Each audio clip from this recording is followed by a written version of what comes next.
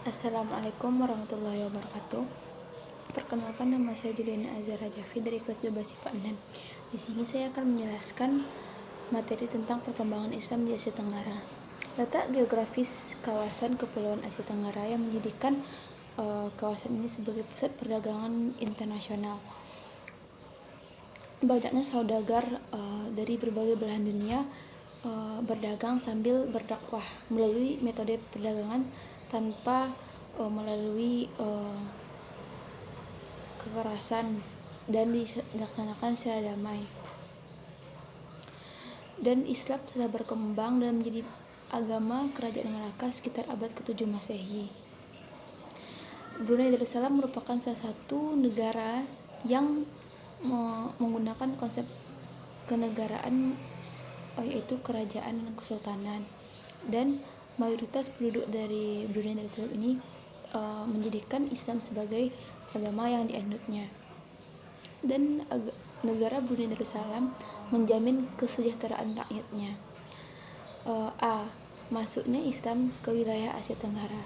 Letak geografis kawasan Asia Tenggara yang berbentuk kepulauan, negara kepulauan, dan jalur pelayaran merupakan salah satu transportasi yang menghubungkan antar negara kepulauan di wilayah kawasan Asia Tenggara ini.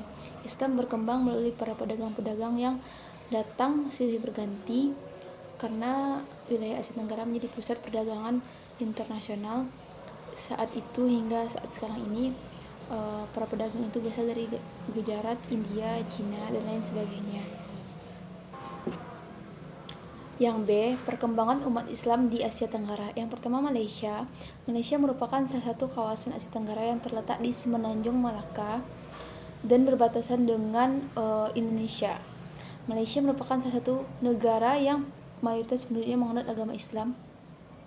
Adapun agama-agama yang terdapat di negara Malaysia itu seperti Islam, Buddha, Konghucu, dan Kristen. Malaysia memiliki dua bagian. Yang pertama, Malaysia Barat dan Malaysia Timur. Malaysia Barat merupakan salah satu semenanjung terpanjang di dunia, dan di tengah-tengah terdapat gunung yang membujur dari utara ke selatan.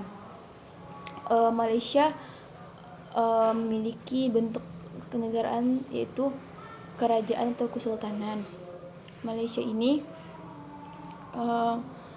terdapat masyarakat 61% bersuku Melayu, yaitu pribumi, dan masyarakat lainnya baik muslim maupun non-muslim berasal dari Indonesia, seperti dari suku Jawa, Minang, Mandailing, Bugis, dan Aceh. Sedangkan dari negara lain seperti dari India, muslim dari Turki, muslim dari Pakistan, dan lain sebagainya. Sedangkan non-muslimnya sebagian besar berasal dari negara Cina. Dan masyarakat Malaysia bermazhab Syafi'i. Sejarah masuknya Islam ke Malaysia menurut Aziumardi Azra sedikitnya ada 3 teori. Teori pertama menyatakan bahwa Islam dibawa oleh para pedagang dari Arab. Teori kedua menyatakan bahwa Islam dibawa oleh pedagang dari Gujarat, India. Dan yang ketiga menyatakan bahwa Islam dibawa oleh para pedagang dari Bengali atau Bangladesh.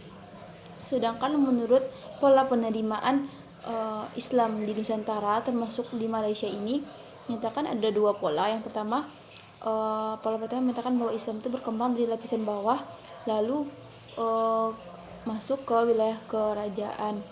Sedangkan pola kedua menyatakan bahwa Islam masuk dari lapisan kekerajaan lalu disosialisasikan kepada lapisan masyarakat.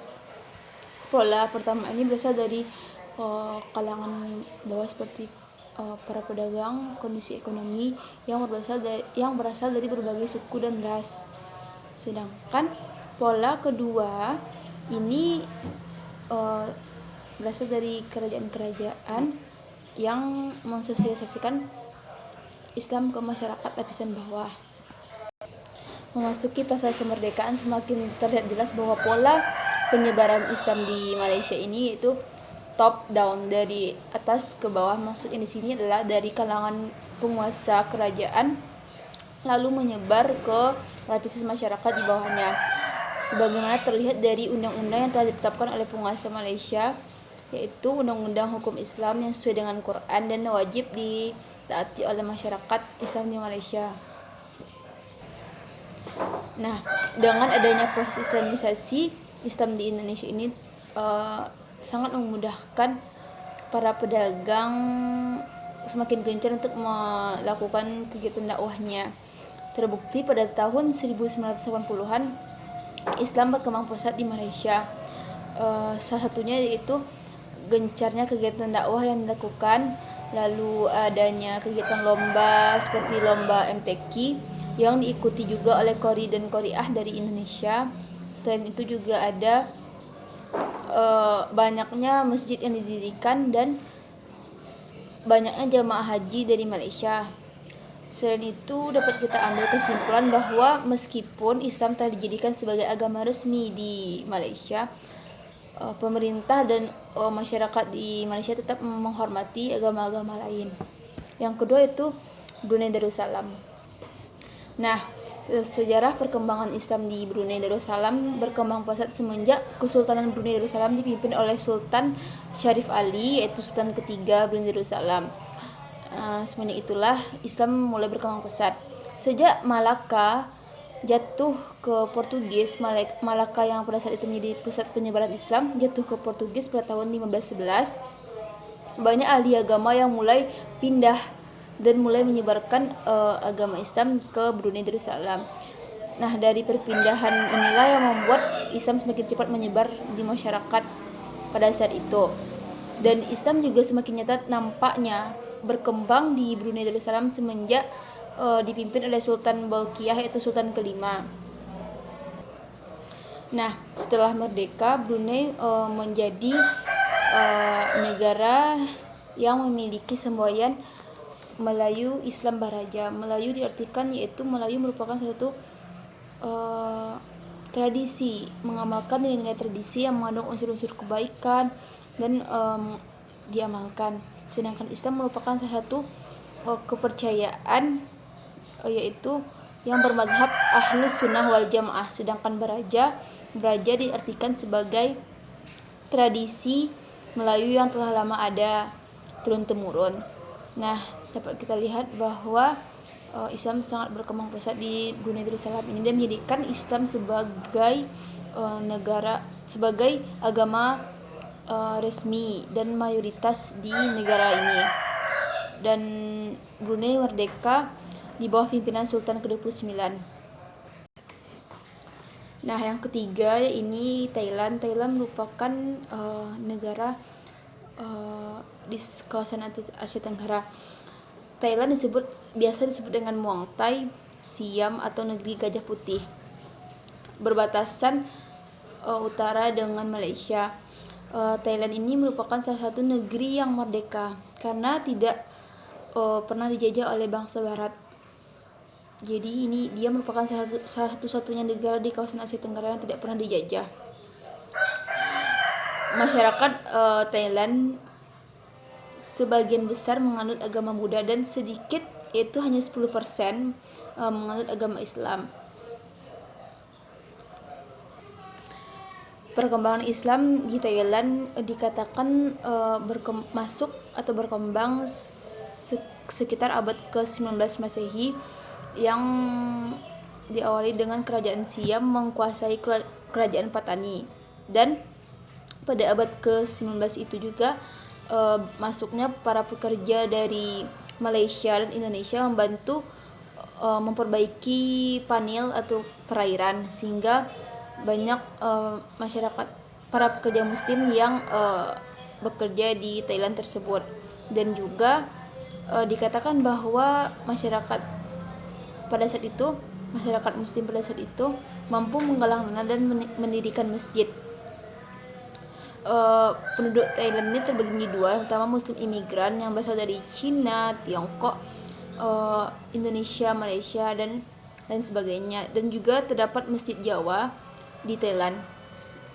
Kenapa dinamakan Masjid Jawa? Karena banyaknya penduduk Jawa yang menetap di Thailand. Nah, Pemerintah juga memperbolehkan membangun sarana-sarana pendidikan Islam. Kesempatan ini tidak dilewatkan oleh para umat Islam pada saat itu. Telah banyak dilakukan kegiatan-kegiatan pendidikan Islam seperti TKA, pusat-pusat kegiatan pembelajaran penyebaran agama Islam. Yang keempat yaitu Singapura. Nah, Singapura merupakan negara di kawasan Asia Tenggara yang terletak di penghujung Semenanjung Malaya. Mayoritas masyarakat Singapura ini banyak pendatang dari etnis Cina dan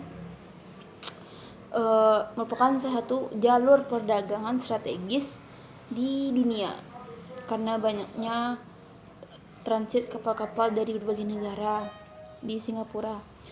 Nah, perkembangan Islam di Singapura tidak jauh berbeda dengan jalur masuk lainnya, itu melalui perdagangan dari bangsa Arab yang berdagang lalu kemudian menyebarkan dakwah Islam, dan ada juga dengan cara pernikahan lalu mereka menetap di sana dan membuat kampung dan komunitas-komunitas muslim lalu mulai melakukan kegiatan-kegiatan keislaman. Nah, dari sinilah Islam lahir dan berkembang.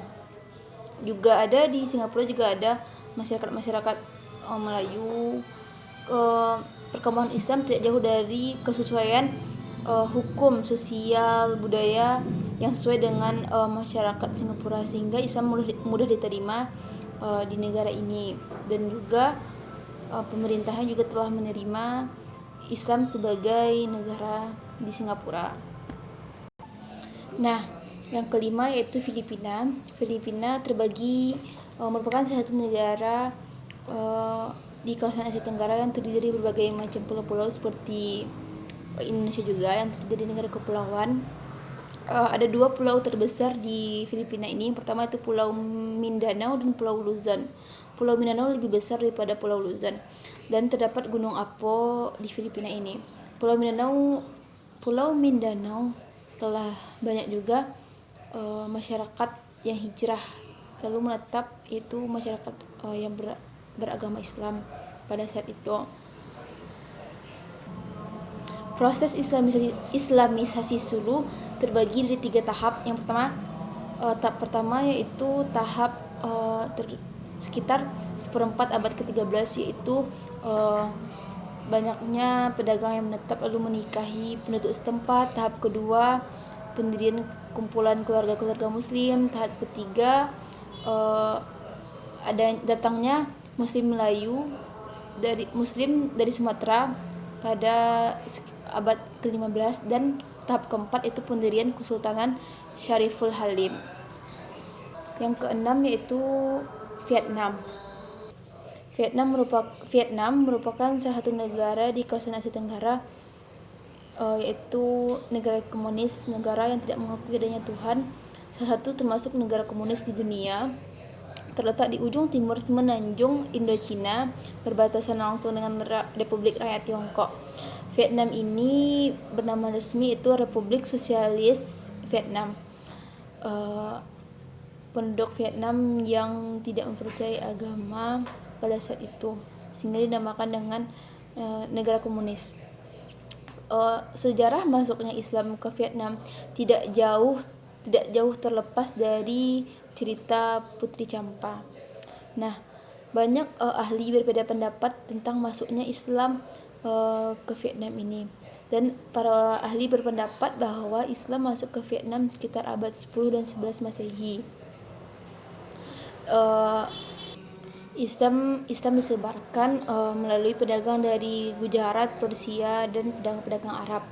Nah, masyarakat Vietnam dikenal sebagai masyarakat yang beragam dan loyal akan keberagaman, sehingga kita dapat membaginya menjadi 3 kelompok. Kelompok pertama itu Muslim Cham, kelompok kedua Muslim lainnya itu berbagai dari Muslim lainnya itu terdiri dari berbagai orang-orang berbagai negara seperti dari Arab, India, dan sebagainya. Muslim ketiga itu Muslim asli penduduk Vietnam. Meskipun Islam masih memiliki persen yang tinggi, persen yang sedikit itu masih menjadi agama yang minoritas, masih sedikit penganutnya, di Vietnam dan masih diawasi oleh pemerintah komunis Vietnam. Namun masyarakat Islam masih diberikan kebebasan dalam menjalankan ibadah dan kegiatan-kegiatan Islam lainnya. Bahkan banyak fasilitas yang diberikan oleh pemerintah kepada Muslim Chan dalam hal pendidikan, seperti didirikannya sekolah-sekolah. Namun masyarakat Muslim tidak terpenuhi karena tidak adanya madrasah-madrasah, sehingga banyak para pelajar yang menimba ilmu ke Malaysia. Agama Islam yang berkembang di Vietnam saat ini beraliran Sunni dan Bani. Nah, yang terakhir yaitu yang ketujuh yaitu Myanmar. Myanmar dulunya bernama Burma. Myanmar merupakan salah satu negara di kawasan Asia Tenggara yang penduduknya minoritas penduduk Muslim, itu masih sekitar 7% masyarakatnya yang menganut agama Islam. Yaitu masyarakat Islam banyak terdapat di Provinsi Arakan, yaitu Myanmar bagian barat. Islam masuk di Myanmar melalui secara dakwah, namun belum berkembang pesat ke berbagai wilayah, yaitu etnis yang beragama Muslim itu seperti Rohingya. Nah, jadi perkembangan Islam di Myanmar ini masih belum pesat seperti negara-negara lainnya karena minoritasnya agama Islam di tengah-tengah agama Buddha di negara ini. Mungkin sekian materi yang dapat saya sampaikan. Apabila ada kekurangan dan kesalahan mohon dimaafkan. Assalamualaikum warahmatullahi wabarakatuh.